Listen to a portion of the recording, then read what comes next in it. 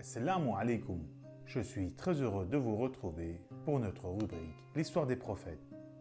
Cette semaine, nous aborderons le sacrifice d'Ibrahim. Ismaël grandit et devint prophète. Son père Ibrahim lui rendait visite régulièrement. Une nuit, Ibrahim fit un rêve dans lequel Allah lui disait « Ô Ibrahim, accomplis la promesse que tu m'as faite. » La promesse d'Ibrahim était la suivante. Il avait fait le serment à Allah. « Ô Allah, si j'ai un enfant mâle, je te le sacrifierai. » Et il eut par la suite son fils Ismaël. Le prophète Ibrahim devait donc réaliser sa promesse. Ibrahim alla voir Hajar et pour ne pas l'effrayer, lui dit « Envoie Ismaël avec moi afin qu'il m'accompagne pour chercher du bois. » Ainsi, Ibrahim et Ismaël partirent ensemble. Et arrivés à la montagne, les anges du ciel se mirent à pleurer. « Ô Seigneur, que ton serviteur Ibrahim est un grand serviteur. Tu l'as éprouvé par le feu, et maintenant tu l'éprouves de nouveau par le sacrifice de son fils. » Même les montagnes poussèrent des gémissements. Le diable voulait absolument qu'Ibrahim n'accomplisse pas sa promesse.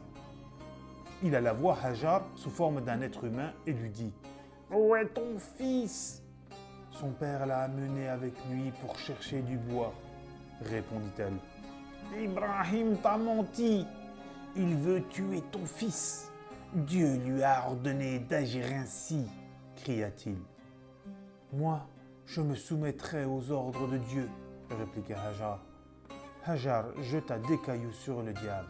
« Va-t'en, ennemi de Dieu et des hommes. » Le diable alla voir ensuite Ismaël et lui dit « Ibrahim veut te sacrifier sur cette montagne. » Ismaël était convaincu que son père n'agissait que sur ordre de Dieu. Il reconnut le diable et lui dit « J'obéirai à Dieu. » Puis il jeta aussi des pierres sur cet ennemi de l'humanité. Le diable alla voir Ibrahim. « Ô Ibrahim, c'est un démon qui t'a inspiré le rêve que tu as fait. Ne tue pas ton fils, car Dieu sera en colère contre toi. » « Ô maudit, j'accomplirai les ordres de Dieu, quoi que tu dises. Va-t'en !» Ibrahim lui lança des pierres en lui disant « Dégage !» Ibrahim embrassa son fils. L'heure de la promesse était arrivée. Ibrahim pleurait. Ismaël lui demanda « Pourquoi pleures-tu, ô père ?»« Oh mon fils, j'ai vu en songe que je devais te sacrifier, » lui expliqua Ibrahim. « Fais, ô mon père, ce qui t'a été ordonné.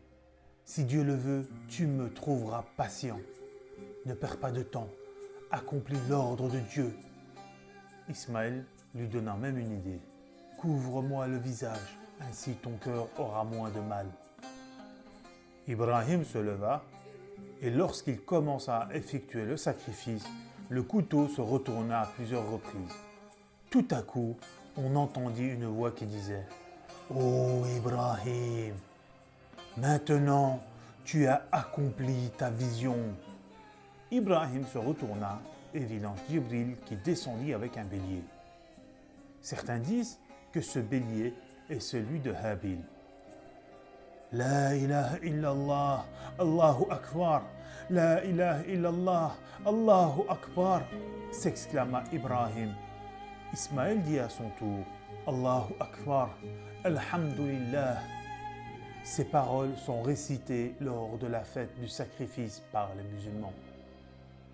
Ibrahim dit alors à son fils « Ô mon fils, lève la tête, le moment de la délivrance est arrivé. » Ibrahim égorgea le bélier et Ismaël remercia Allah pour sa miséricorde. La construction de la Kaaba avec Ismaël. Après cela, Allah ordonna à Ibrahim et à Ismaël de construire la Kaaba. Un nuage fut envoyé dont l'ombre sur le sol marquait les dimensions des fondations. Ibrahim était le maçon et Ismaël était le manœuvre. Pendant la construction, Ibrahim monta sur une pierre qui prit l'empreinte de son pied. Cette empreinte est visible encore aujourd'hui. On l'appelle Maqam Ibrahim, la station d'Ibrahim. Quand la construction fut achevée, l'ange Jibril enseigna comment accomplir le pèlerinage, le Hajj. Ibrahim demanda à Allah d'enrichir ce lieu désert et sec. C'est ainsi qu'aujourd'hui, on trouve toutes sortes de fruits, de végétation. C'est ainsi que prend fin le passage sur le sacrifice d'Ibrahim. Je vous dis à la semaine prochaine. Assalamu alaikum.